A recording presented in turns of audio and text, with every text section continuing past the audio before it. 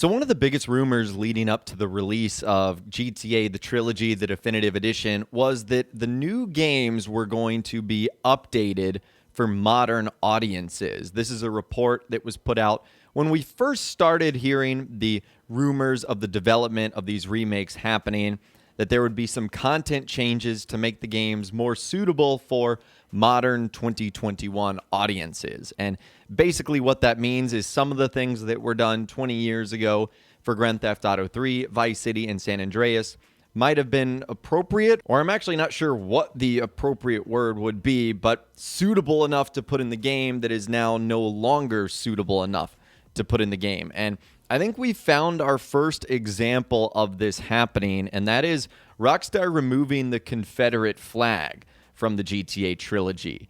Now, this would not be the first time that Rockstar has actually done this from the Grand Theft Auto series. Back in 2015, Rockstar removed the Confederate flag from Grand Theft Auto 5. The Confederate flag could be seen a handful of times in GTA 5, but it was most prominently in the Stab City trailer park, which is where the Lost MC biker crew is. So you can see this is a side-by-side comparison. Now, instead of it being the Confederate flag, it is the American flag. That change was made in both single player and in online. So Rockstar decided to do that in 2015. So number one, I think it's clear that they have no problem making controversial changes to their content if it is appropriate or they deem it appropriate. And number two, this is an example of them, I guess, not finding the Confederate flag appropriate for their games. So it's not surprising that we're starting to see this in the Trilogy remaster. Now, the only thing we've seen so far is a couple of screenshots and the trailer that Rockstar has provided. So we haven't seen a lot of other examples of what have occurred, but there's one in particular that seems to be changed. So in GTA Vice City, Phil Cassidy's shirt appears to be different now. So like I mentioned earlier, the remastered Grand Theft Auto Trilogy appears to be leaving the Confederate flag behind. Because in the trailer that was revealed last week, the footage offers a brief glimpse of arms dealer Phil Cassidy, but this time without the Confederate flag on his shirt. So Cassidy, who is a reoccurring GTA character in Vice City, is only visible for a split second in the new trailer, but you can clearly see him sporting a black t-shirt with a skull across the front instead of his usual Confederate flag. Now, that's the only time in this trailer that we can sort of notice a significant change. Obviously, you'll see other improvements like the world looking better, the characters looking sharper, the lights, the foliage looking crisper. But this is the first significant content change that I guess Rockstar has decided to do here. Now, it's unclear if this means that all other depictions of the Confederate flag have been removed from the remaster, though it seems unlikely that Rockstar would make that altercation only for the trailer.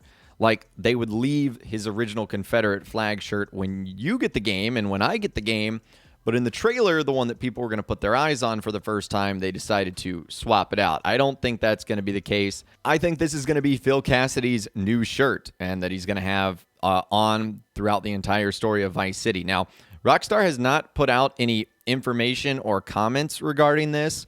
They haven't actually said, like, hey, we're going to be updating some things to get it more appropriate for a 2021 audience. Now, it does not sound like Rockstar is endorsing the Confederate flag in any way, shape, or form. If you guys played GTA 3, Vice City, Liberty City Stories, and Vice City Stories, all the games that Cassidy appears in, he's a gun freak and a drunk.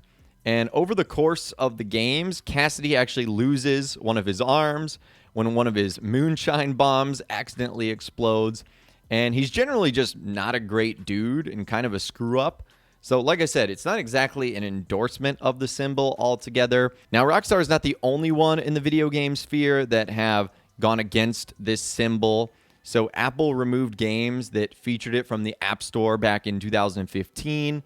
Last year, Twitch banned the Confederate flag from appearing anywhere on its streaming platform. And it's also becoming more common for developers and studios to cut other offensive content from games before re-releasing them. So just this month, Capcom actually removed suggestive comments from its new VR version of Resident Evil 4.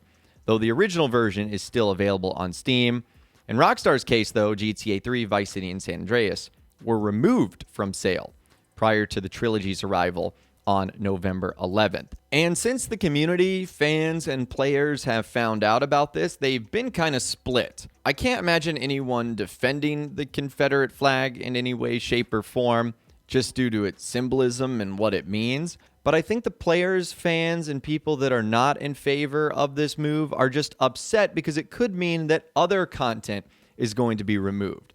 Because it is sort of a slippery slope. If Rockstar removes this, there might be some other things that they have to remove. And I think fans are just worried that it will ultimately change the tone of the game or the parody or the dialogue, or it just will not feel like Grand Theft Auto.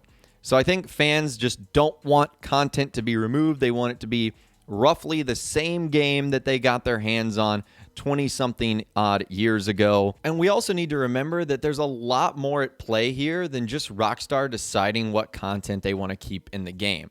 Rockstar has bosses, Take-Two Interactive. Take-Two Interactive is a publicly traded company that has shareholders, stakeholders, investors. So there's a lot of people that might be calling the shots here. So before you just go pointing the finger at Rockstar, the game has changed quite a bit. And I'm not talking about the game of Vice City. I'm talking about making video games and the current climate we're in.